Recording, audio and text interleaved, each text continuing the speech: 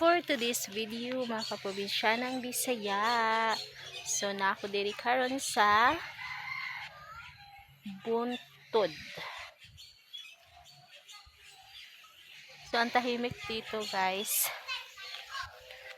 Sobrang tahimik.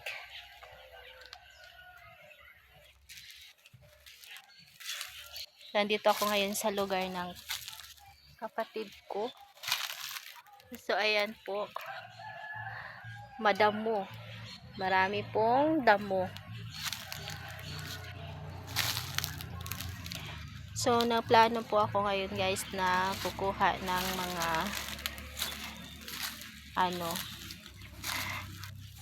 sa Bisaya is handilibon. Iwan ko kung anong tawag nyo sa gamot na yan. Pero dito sa amin ay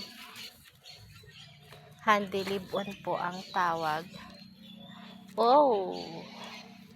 Ang init dito, guys. So, merong bahay dito, nasira na, wala nang nakatira. So, ang dami dito handilibon.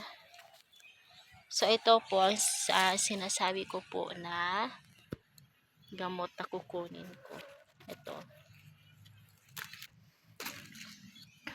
Kasi, gamot po ito kung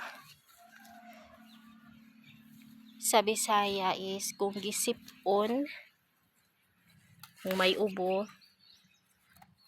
So, pwede ito nating ihulom sa tubig. Dayon, imnon dayon siya. So, nara guys, nanguha ko. Daghan diri.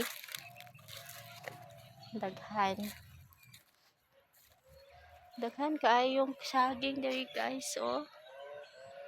Plenty of banana. So, maraming banana po dito.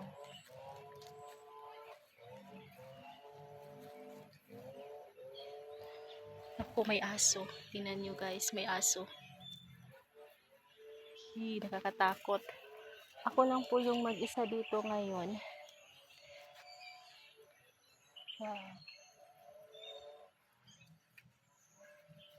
Ang tahimik dito, guys. Sobrang tahimik. So, uwi na po tayo dahil nakakuha na po tayo nito. So, gawin po natin itong hinubig or sa Bisaya pa.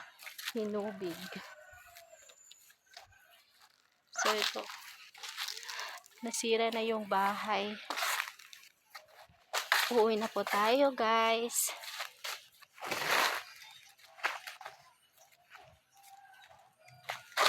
Dami po ng saging dito.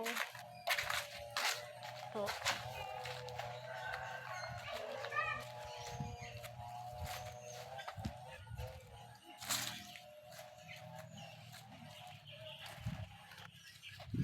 So, yun lamang po mga kaprobinsyanang Bisaya. Maraming salamat po sa iyong panonood.